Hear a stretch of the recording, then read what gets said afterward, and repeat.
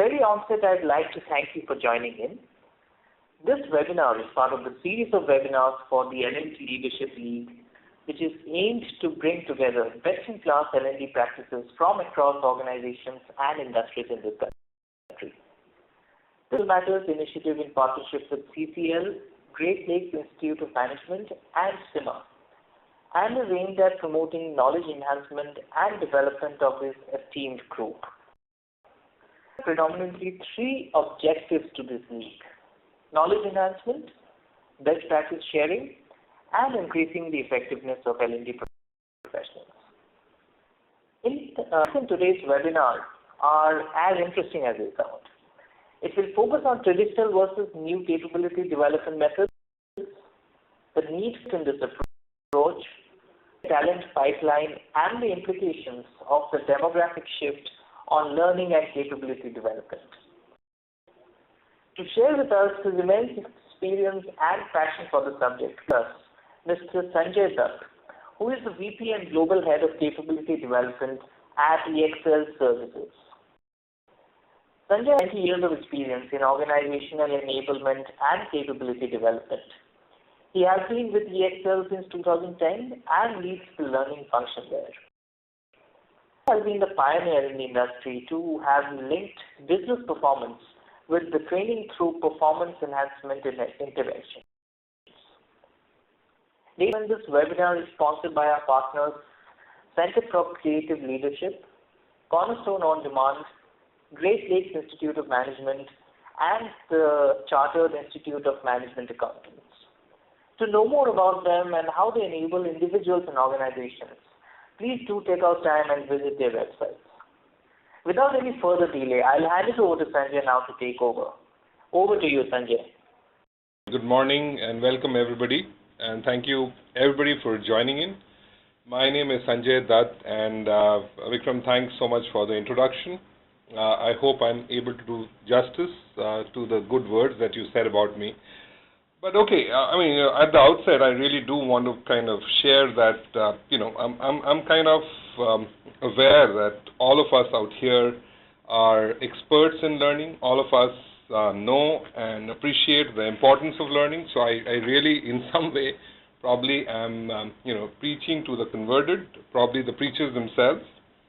However, I wanted to spend the next 30 minutes or so, and then we'll open it up for any Q&A, presenting a case of how today it has become the ultimate competitive differentiator. And, I don't know if I have control, but let me just try and see. Yes, I do. So, I just want to jump straight away into the presentation. I'm expecting and hoping that everybody is logged into the WebEx and can see the screens.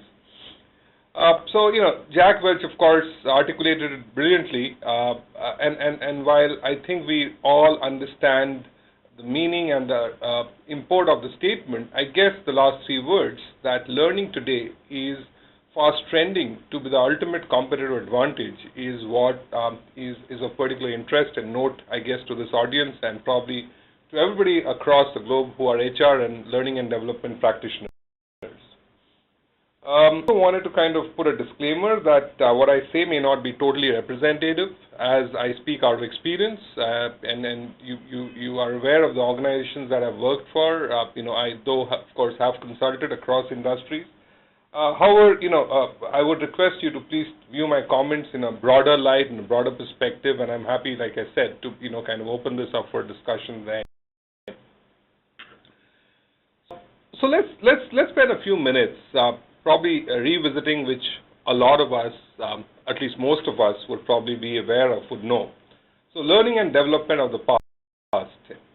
I have fond memories when I started my career, more than 20 years back, way back in '92, and at that point of time, training, which is what it was called then, was not really a very, very evolved area of focus in this country. And my entire talk today would probably be focusing more on India, and we will take it global as need be. But again, coming back to the Indian context, at that point of time, I guess, if I were to just kind of list down, the focus of training was really around sales, service, and product. You had a lot of pharmaceutical companies, you had a lot of sales and FMCG companies who were focusing on a lot of entry sales training, boot camps as they were called then, and then of course there was this focus on leadership training, right? The word training itself, if you see, is really denotes a verb, and as such it was fairly activity focused then. I guess my knowledge and my belief and my experience then made me kind of realize that training, if at all, featured prominently in organizations as a to-do, as an activity, and there was a lot of focus on calendars. So I remember these large organizations in India who would roll out calendars, and people would have to nominate themselves, and it was really it was a good to have a nice feeling, and people would just kind of count at the end of the year, okay, I've attended some training or not. Yeah. By and large, it was decentralized.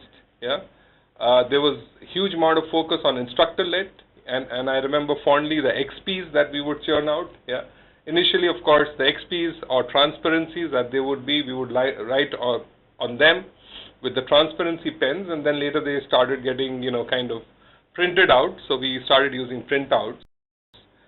The involvement of technology really was at best fairly low. Yeah. And, with the exception of companies in the business of technologies, most organizations focused on classroom training. And even, interestingly, even e-learning did not become pervasive till about 2003, 2004. So it was really, about 10 years back that technology really started kickstarting into this era and this function. Happy Sheets, as we all are aware, or the feedback forms as we call it more commonly, was, I guess, the predominant way of measuring and measuring the impact of training. Funnily though, my observation is even today, even though all of us say, oh, no, feedback forms, that's not something which is a true indicator or reflector, but again I see, majorly, most of us still go back, conduct a training, and the first thing we do is, so many people attended with this kind of feedback score. So, as they say, old habits die hard, and I think it'll be interesting for us to kind of discuss and debate in terms of how have we as a function, as a fraternity, moved ahead in actually being able to evaluate the impact of what we do in the field of learning or in the field of training. Yeah. Of course, the last point does not need any elaboration, but yeah, it's always good to go to trainings, good hotel, good food, and sometimes even an offsite thrown in. So it was really great fun. I dare say a lot of that's changed. Probably all of that has changed. And just some quick events, which I observed. 9/11, I think, fundamentally changed the global order. The global meltdown, which happened soon after or therealong. Yeah. New order of global economics, and I guess from an Indian context, what comes primary to mind is again early 90s. One would look at, when you said multinationals, you really think about U.S. multinationals or UK or maybe in some cases a couple of German or European companies or Australian at best. We didn't have too many Indian multinationals then. Today, the order of global economics has changed. Yeah. We have many organizations which are out of India, many organizations which are led by Indians, which are global, which are multinationals, transnationals in the true sense, right? Now that definitely impacts the whole field of learning and development, or as I call it, capability development, and I'm sure you'll agree to that. It's been a shrinking globe, so be completely indifferent to different learning styles, different cultures, to remote learning tools, technologies, and of course to global content and to global kind of standards, right, which becomes very important, right? And I guess with all these changes, the new order from a learning standpoint was moving from the typical sales, service, product, leadership scenario. You had now new areas of focus. A big area, for instance, which all of us today, I guess, see as potentially one of the largest areas of capability development, which is F&A, finance and accounting, or banking, telecom. Yeah, I'm not even talking about IT, ITES right now. all of these came up in the last couple of decades or so. Yeah, and of course, like I said, IT/ITES brought in a whole new wave. Telecom and these couple of industries fundamentally changed the footprint of training, footprint of how we kind of look at capability development in our organizations. And, I guess, sorry, I'm just kind of in for a moment. Yeah, made this entire function, I would say, the DNA of this completely different from what it was 20 years back. So let's look at, a little bit of what's been happening, in a little bit more specific to our function. Yeah. I know this is a little bit of a cramped slide, but I just wanted to kind of quickly, read out some of the numbers that I put out here. So over the last decade or so, let's see what's happened. So if I were to look at the first 3 points, which is there on the right-hand side, top right-hand side of this slide, the industry, while it's advanced into new domains and high-end specializations, what's happened is that sheerly in terms of numbers, in 2001, we had 58% of our entire population in the working age population, which typically is defined, commonly as, let's say, 20 to 60 or something like that, is going to go up back to 64% in a growing base, right? Which means that there are going to be about 6.5 crores or 64 million new entrants to the working age group between 2011 and 2016, and we are in the middle of that boom. Yeah, I mean, just very simply, which means so many more people to be trained, so many people to be made more capable, and so many people more to kind of develop. It has implication though. The implication is that a multi-generational workforce is going to come into play now. So you're looking at probably, kind of transcending between 3 different generations. So people who are today, let's say 25, 30, 40 years of experience who are there, people who are 20 years, 10 years to 10 to 20 years, and then people who are probably 0 to 10. And at every level there is a need. So you constantly need to reinvent yourself. So it doesn't mean that if you're tenured and if you're experienced in the industry, you don't need capability development. Yeah, I'm quoting out of CII Deloitte study, but really what I'm really trying to focus on is the sheer volumes that is going to grow in the industry. On the left-hand side, what I'm talking about is a very interesting phenomenon, which again, Deloitte kind of commented in the recent NASSCOM, annual summit, which is, the complexity and therefore the capability needs is really moving from horizontals to verticals to specialization. Yeah, it's an industry of today which needs specialized talent, specialized capability. Quickly, just so you understand, I'm just kind of in the middle of doing some work in these areas, and I'm sure a lot of you are. But let's take a horizontal like customer service. Today, customer service by itself is not very relevant in many organizations, because the customers don't just want generic customer service. They are looking at industry-specific customer service.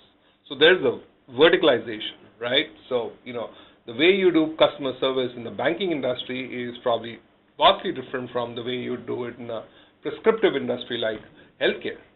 And today there are behavioral scientists across the globe who are specialized in terms of how do you bring that, that cross-connect, yeah, between the industry and the horizontal.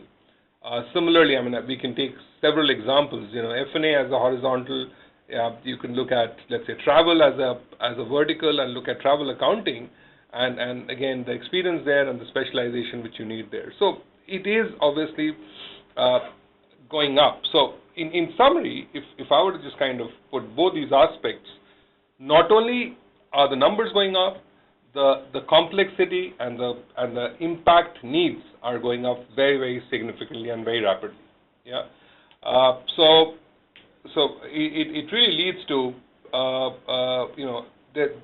the scenario of the growth which is going to be kind of be impinged on us, and the growth which is going to happen over the next few years, It means that we need to just not kind of focus on scale, but also specialization. And, all of us who want to capture the growth opportunity will need to, kind of focus on talent and focus on talent development in a big way. There's a gap in the entry level. Yeah, there's a gap in leadership. I don't think we are churning out leaders as fast as we like to as an industry, and we definitely need higher and higher specialized skills, and I talked about that a little while back. Yeah. All right. So moving on. I quote straight out of a paper by Accenture Institute of High Performance Business, and a very, very interesting observation there was that today you need a broader definition of talent, you need a broader definition, and also you need to expand the talent management agenda. Now, what does that mean? Talent earlier, like I said, focus from an organization standpoint was essentially limited to leadership. Today, you need to look at enabling the growth of talent at all levels. You keep on talking about talent pipeline, and that pipeline has to be built right from our front-end employees all the way up to senior leadership. The agenda for talent management is very different today. Yeah, and I think Vikram was talking about the importance of such kind of forums a little while back, and I really think we need to kind of, as an industry group, focus out here, because it's no longer the tactical focus on doing some kind of activities which I talked about earlier around the employee life cycle. This is something which is now fundamental to organization strategy, fundamental to business impact. You want to kind of win customers, win clients, build customer loyalty, have sustainable growth in the organization, and create long-term success. You need to expand your talent management agenda to align your talent management very strongly with your business growth and with your business strategy. And finally, of course, there is a strong paradigm shift. What is the paradigm shift about? And I think a lot of us still probably struggle here.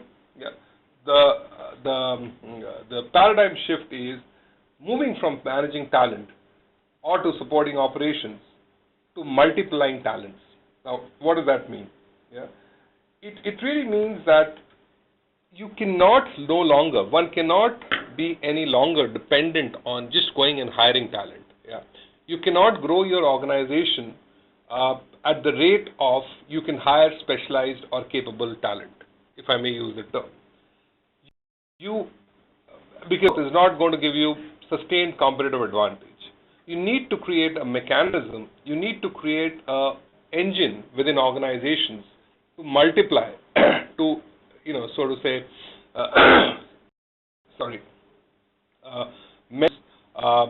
enhance and increase your internal capability that one has as an organization, and you have to, look at how to exponentially grow your capabilities within the organization, be it leadership capabilities, be it functional, be it domain. And this is just to quickly, take a moment to, reflect out here. There are many things which are happening. Today, you need more and more industry-ready people, right? And the gap is not really being fulfilled. You need much shorter learning curves, yeah, because you really don't have the luxury of taking in people and saying, okay, you know what, I'm going to spend the next 3 to 6 months just training them and inducting them. You don't have that luxury. You're going to be out of market very soon. There's more competition. And not just competition for your products and services. Today out there's a talent war. Everybody is outbidding because the pool is just not growing enough. Yeah, from a talent standpoint, what you're getting at the input to what you require at the, at your performance output level.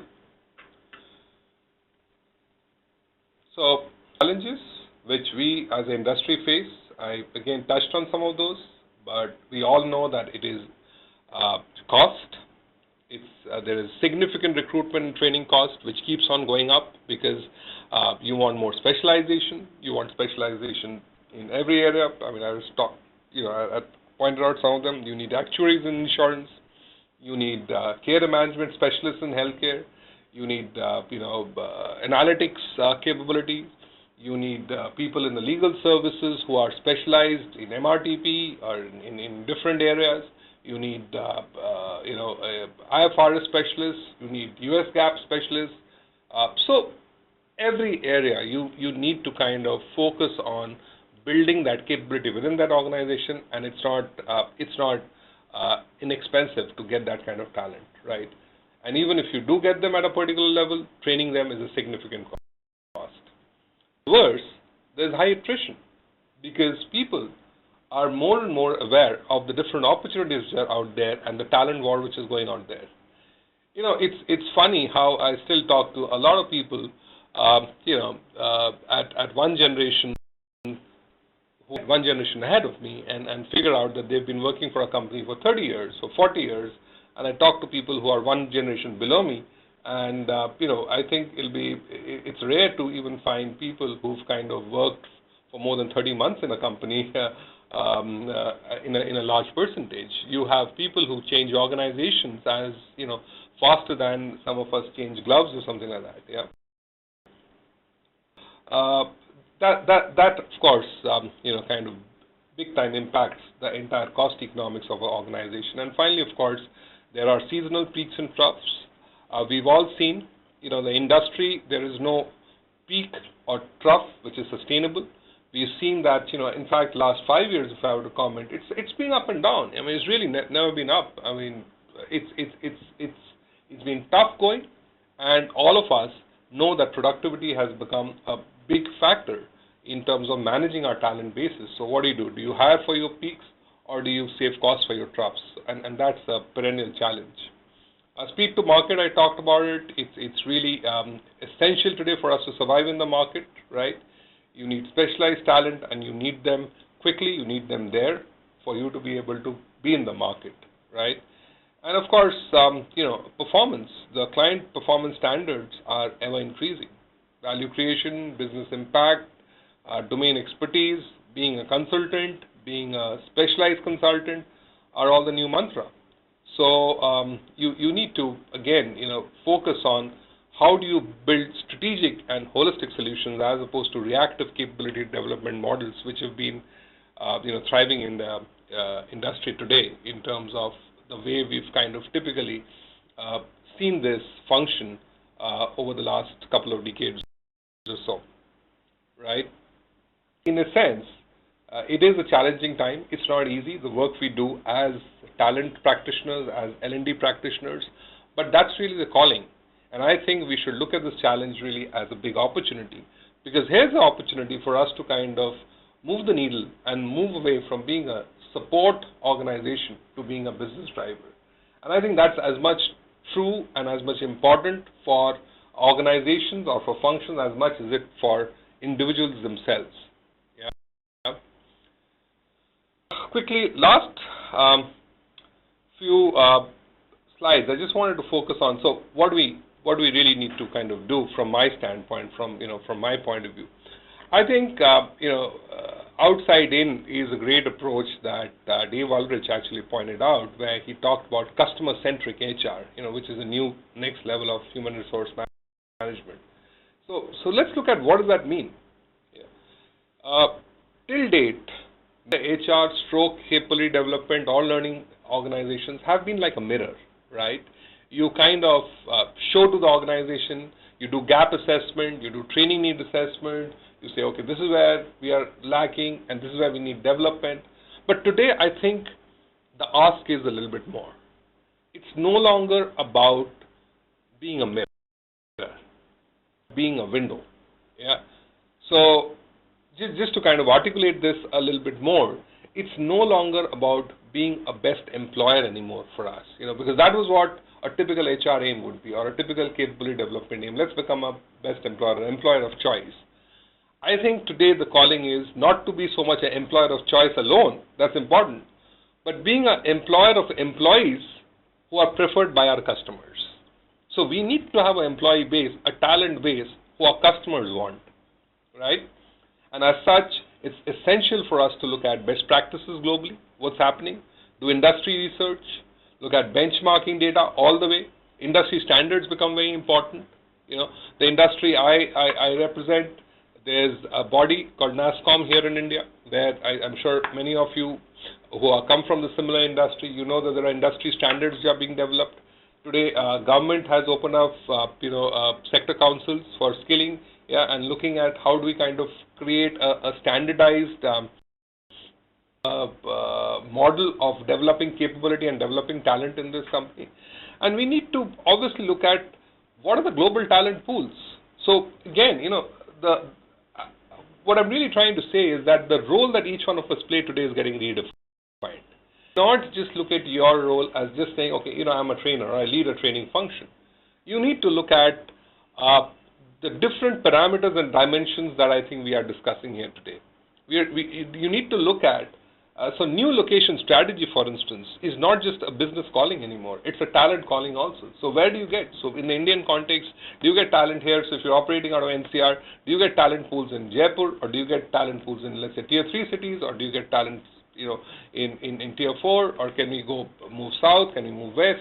And these are discussions. I'm of course talking Indian context, same global context. We all know, there are many talent hubs, so to say, which has come up. China, Philippines, the BRICS, the entire formulation.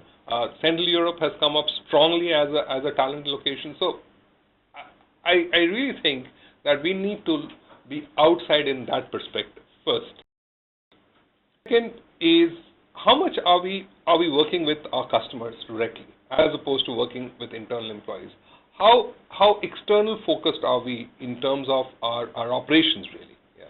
So are we informing them of our practices? Are we creating practices that develop capability? Are we engaging our customers to be partners with us?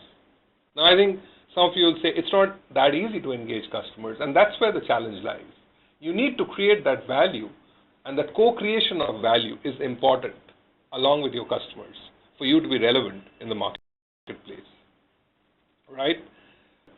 The other thing is we need to be looking at what are some of the hotspot capabilities globally.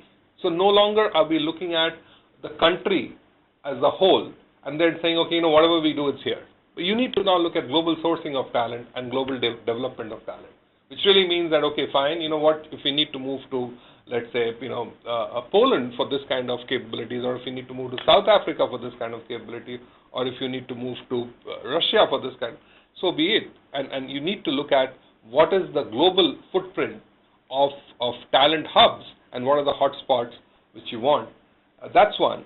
And the other part of the hotspot bit is, what are those key talent that you're going to, so if it's analytics, okay, let it be analytics. If it's, let's say, US GAAP professionals or IFRS experts, go after that talent, set up centers of excellence, which kind of helps develop and breed that talent.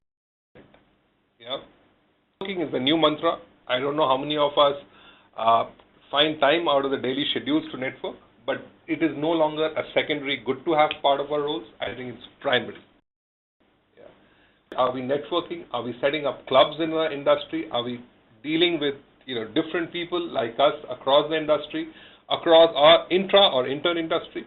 And finally, are we partnering? You see, now, and this is the area where personally I think I've been fortunate to have done a lot of work over the last 25 odd years, or 21, 22 years that I've been working. And I guess the main thing which I have learned out of these partnerships is that really creates value. So let's look at what is one of these multi-sided partnerships I'm talking about. So let's say the partnership between corporates and academia. Yeah? The partnerships between corporates, academia, and career seekers. Now, each one of them have their need. The partnership between corporates, career seekers, academic institutions, and the society. The partnership between corporates and different bodies and different professional forums, which today kind of breed specialization. So if I were to kind of keep on going on, you will see that from our standpoint we can develop several partnerships and take the industry forward in a more I would say globally conjoined and networked fashion than operating out of silos, and that's what's needed today. Yeah. No longer can we say, oh, you know what, this is our best practice, we'll keep it within the organization. That's really something which is becoming a little bit antiquated. What does it lead to? What is it that we need to really then focus on? We need to be focused, we need to be aligned with our business, and if you see this slide, simply speaking, your business strategy should actually give your business capability requirements. Your business strategy should give you the clear direction and the clear alignment that what are the right priorities and the right focus areas. And I have no shame in saying that even when I talk to my own team, many times, we just have to hold ourselves true to this. Because many times we fall into the trap of actually going out with the products and services we believe which is important, or we believe that people need, as opposed to what business needs. Yeah. And our business capability requirements should give our talent requirements. A simple way to put it is business goals. At the next level, look at your key performance areas. What are your performance needs? What are your performance gaps? And therefore, what are your talent requirements at one end? And the other end, performance is as is. Look at your key growth agenda. Look at, to fulfill the growth agenda, which is what is your long-term capability needs, and again, what are your talent requirements. Now, on one hand, while you are very strongly anchored to your business strategy, that gives you a people strategy and your employee value proposition, which would take care of your employee engagement. Now, many times I'm asked this question as I kind of go across globally and talk to people and discuss. The question which I'm asked is, Sanjay, so where do you think we should focus on business needs versus employee needs? And all of us, I'm sure, would agree that both of them are not separate from each other. You can only get employee engagement and you can only fulfill employee value proposition if they are fulfilling long-term organization goals and creating success for the organizations they work in, and therefore creating personal success for themselves, right? So that's really the horizontal versus vertical fit. Horizontal fit with people and vertical fit with business, and we need to constantly measure ourselves against how are we meeting business strategy, and this is very critical. Yeah. Now, when we talk about performance enhancement, and again Vikram had introduced me as such, I guess if you ask me what's the secret sauce there, the secret sauce is, despite probably your business areas not agreeing to it, despite it being difficult, despite it being much more complex and probably longer term to measure, do always focus on measuring your talent development or talent initiatives and interventions against business strategy and business goal. Yeah. Even if there is a little bit of a longish path in between, so this leads to this leads to this, try and work on that. As you start chipping on it, you start getting business buy-in. Once you get the business buy-in, I think that's when you start creating that, like I said, that competitive advantage and differentiator, right? Okay, so really a model which I kind of drew up just to kind of simply depicting what I'm talking about. So if I were to look at the three stakeholders as far as we are concerned, so there's the people, the employee base, the organization, and the customers. What do people have? They have the talent, right? We call them the talent. What does the organization need? They need capability. Organizations need capability. What do our customers need? They need performance, right? Okay. So if I were to link up these three,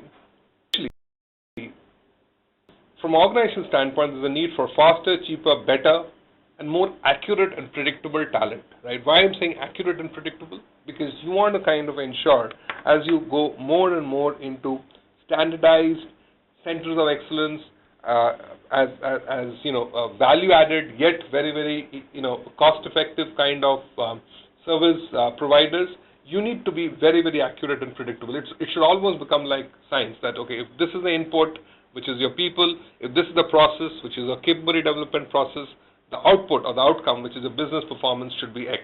Yeah, and that, as you kind of move about it very scientifically, will really start shifting the lever for you, right? So converting variable input capabilities to a standardized performance output at a high level.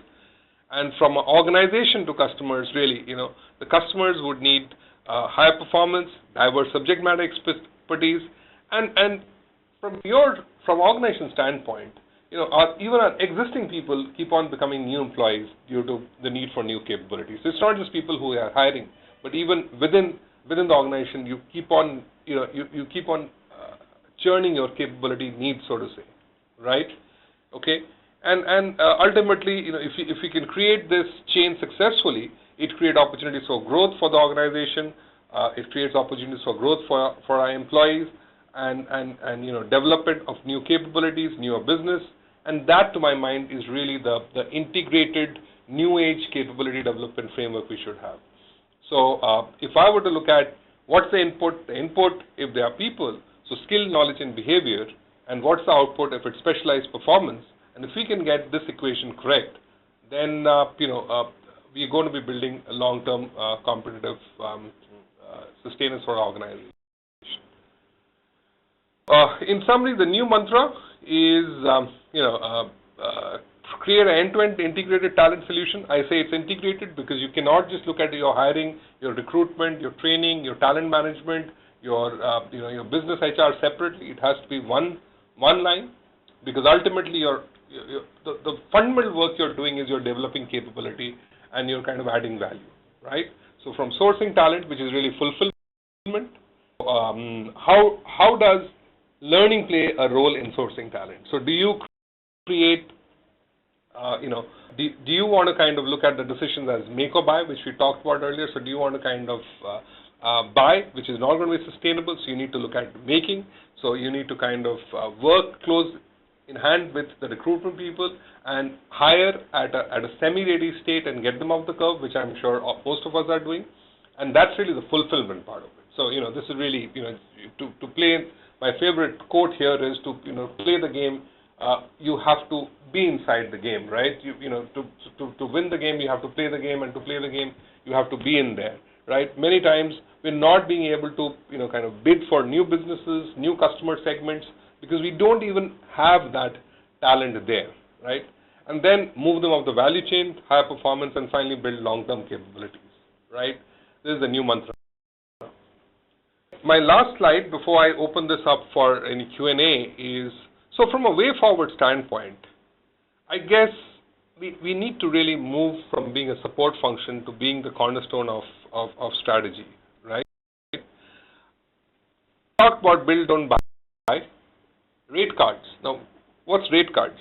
I really think that we should ultimately move to a situation where we start moving from being a function which is no longer viewed below the line, but where for any services, so for this kind of capability development, for this kind of session, this is our rate card, right?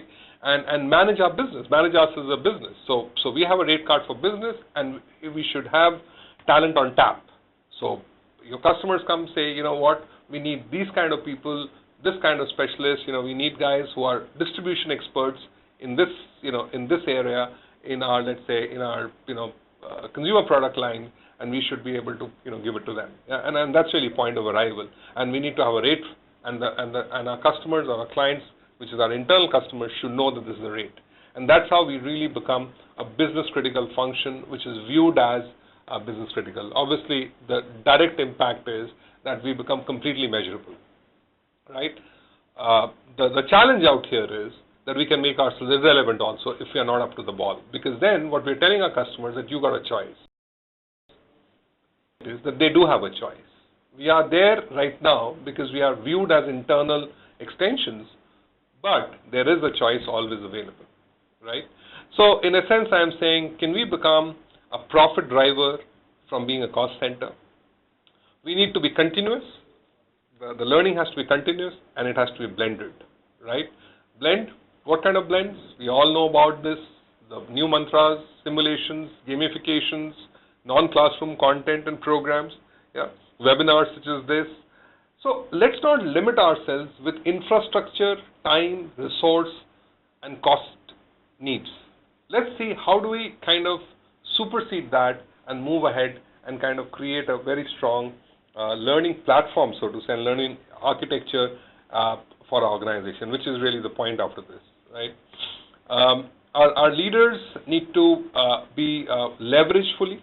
we need to get every ounce of teachable point of view within the organization. So when I say teachable point of view, what I'm really talking about is each one of the leaders, each one of the employees in the organization would have a point of view, would have some experience. Are we leveraging that? Are we taking the last drop out of that and leveraging that in the organization as learning? Many times we don't. Let them be, because they are too busy doing business. So we need to set up that culture of having that teachable point of view out. Yeah. We need to move from being trainers to performance consultants, and I talked about that. No longer is it activity. We need to understand performance. We need to be able to link performance to what we are doing, and finally create connected learning communities. So in we need to be of competitive edge for our shareholders, high performance standards to our customers, and our employees should now start looking at L&D or talent development as a part of the total rewards, because ultimately if you were to go and see why individuals work in an organization, yeah, they work for the money, but the great careers, a very critical part of that is the kind of value add and growth you get through learning. Yeah. So I will stop here. Thank you for your attention. I am very happy to take any questions, and I hope this very, very eminent group, what I said made sense. I know that a lot of you already are aware of this, but I just wanted to kind of put forward my thoughts. Sanjay, we have the first question from Sundar Ramachandran, who's asked, how is the EXL leveraging technology for learning beyond e-learning? Yeah, Sundar, great question, and I will not limit my answer only to EXL, but probably talk about some of the global best practices.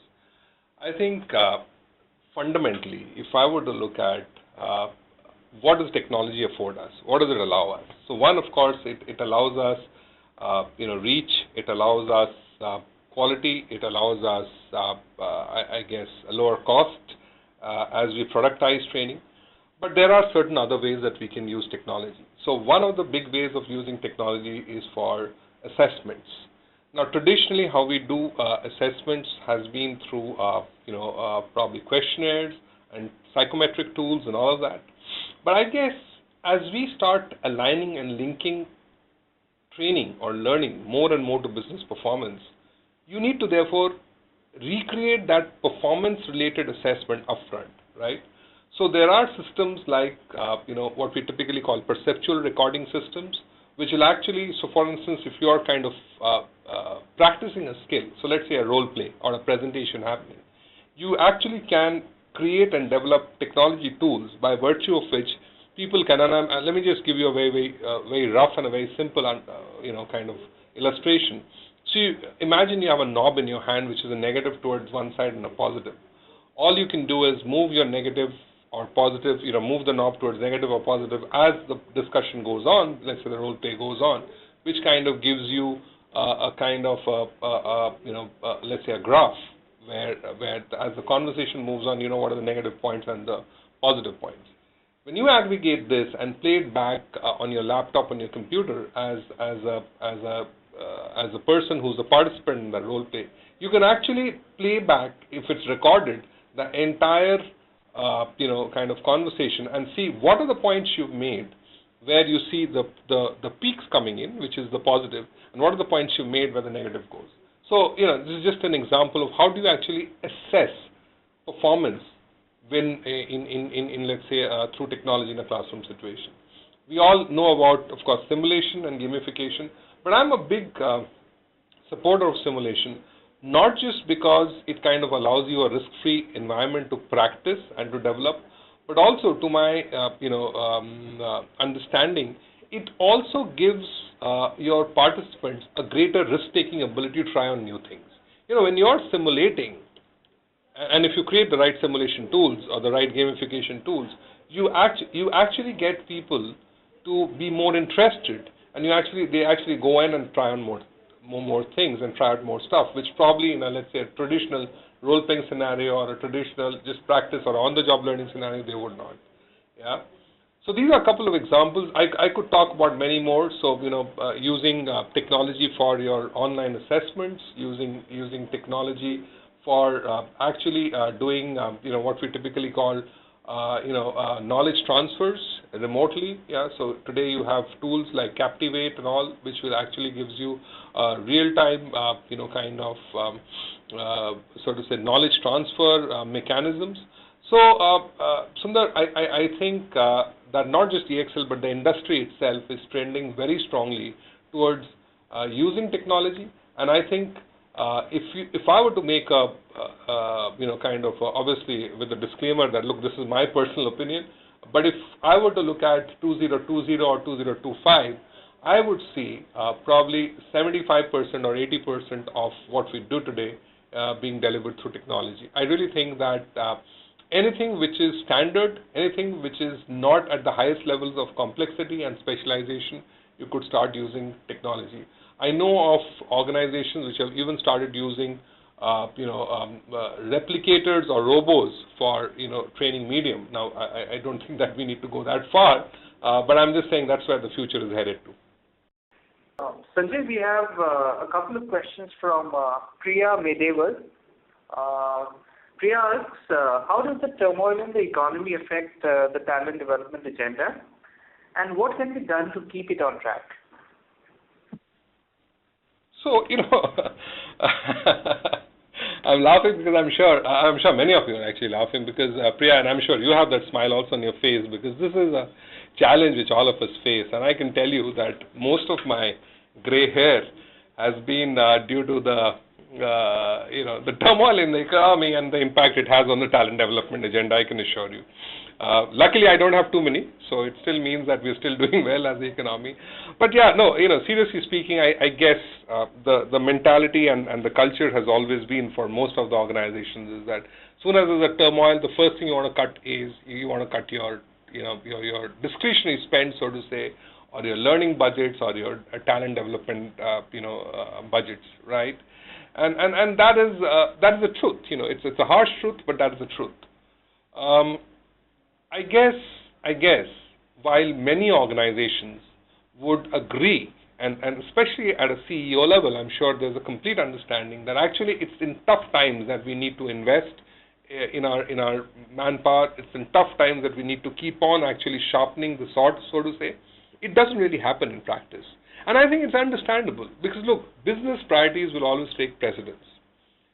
So I think what we need to do is fairly simple. It's exactly what I was talking about. Make ourselves indispensable.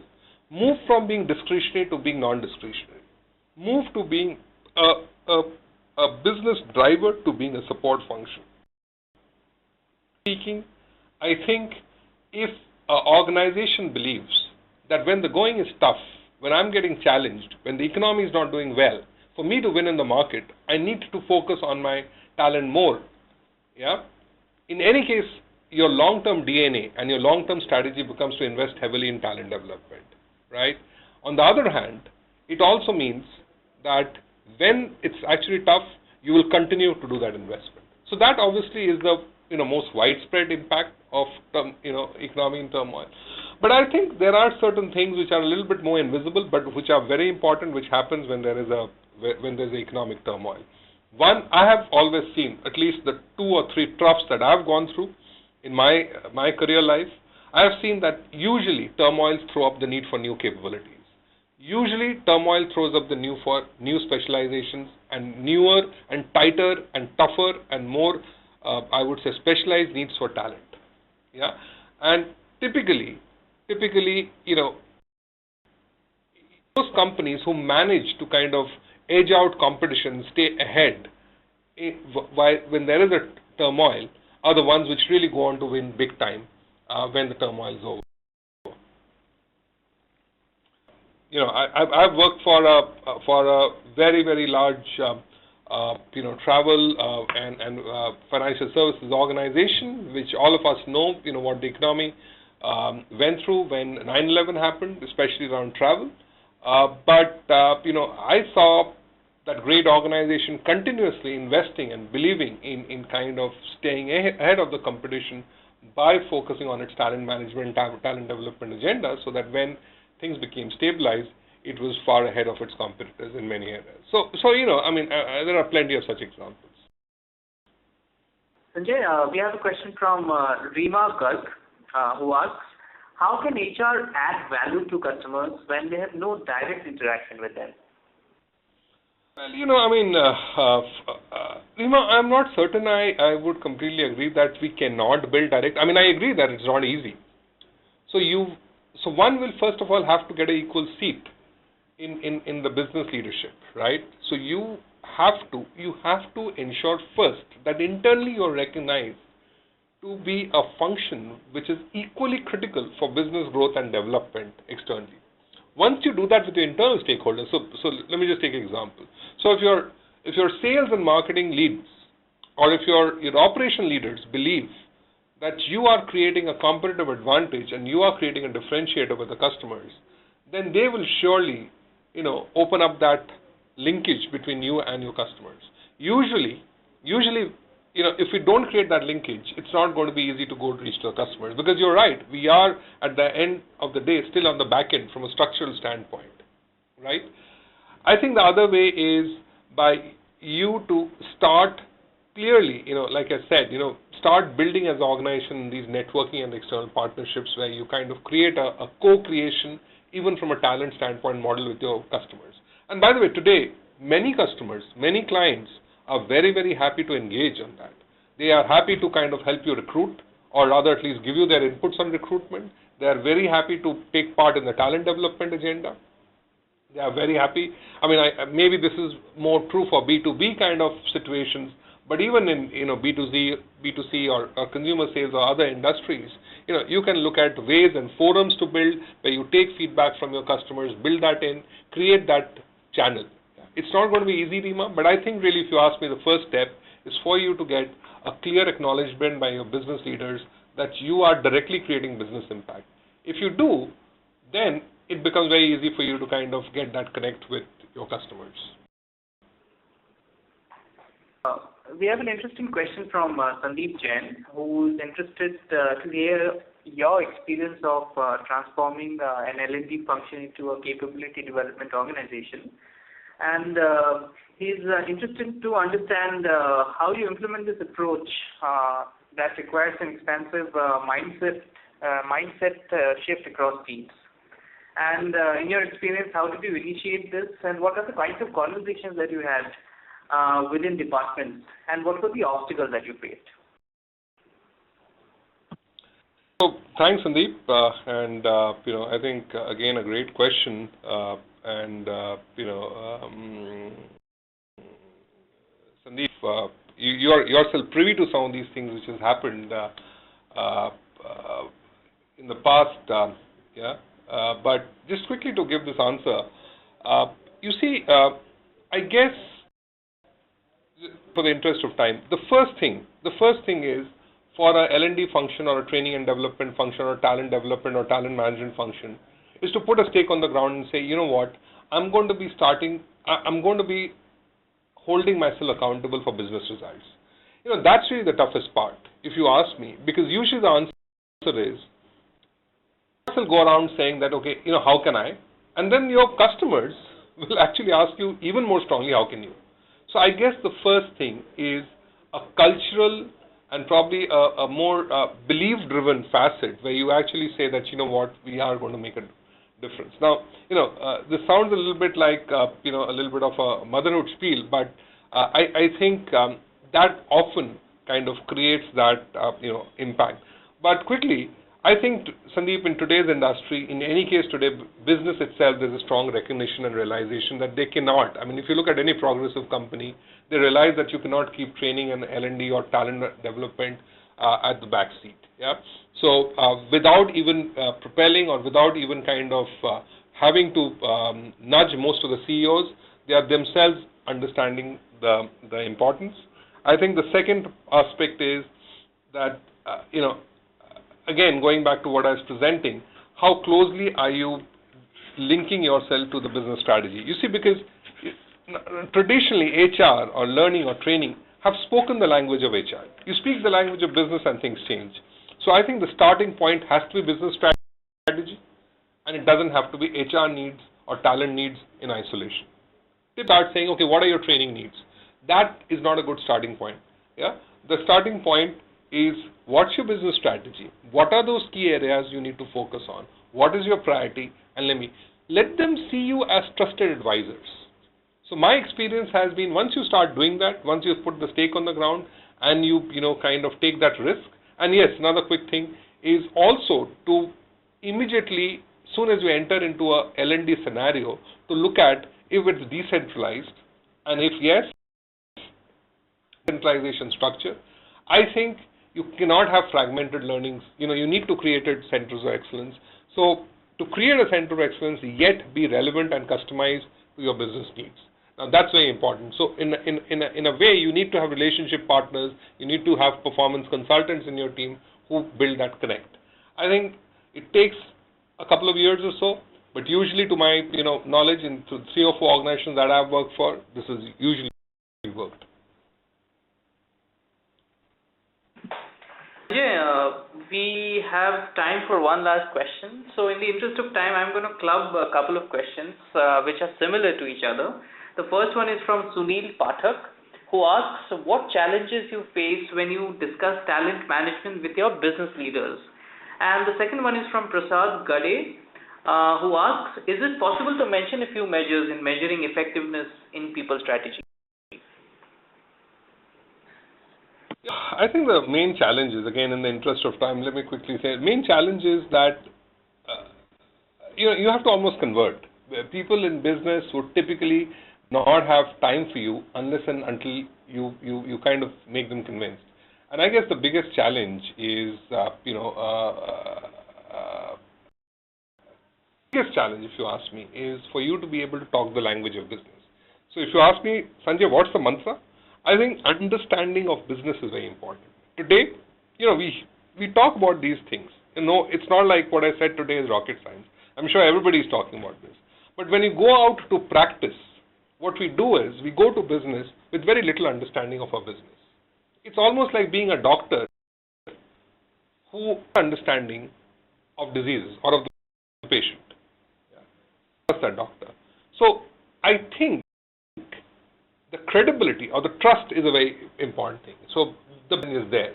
I guess to the people who ask this question, you go to the business, you need to study the business, you need to understand the business, you need to talk the business language. And I'm not saying you become a specialist of the business, but you need to show a business understanding. And this is where the outside-in approach is very important, because you need to add value. Today, why would business be, business straight question is, how can you teach me how to do my stuff better? So if you come to them with external data, with benchmark, what the industry is doing, that usually gives you the first big step of credibility.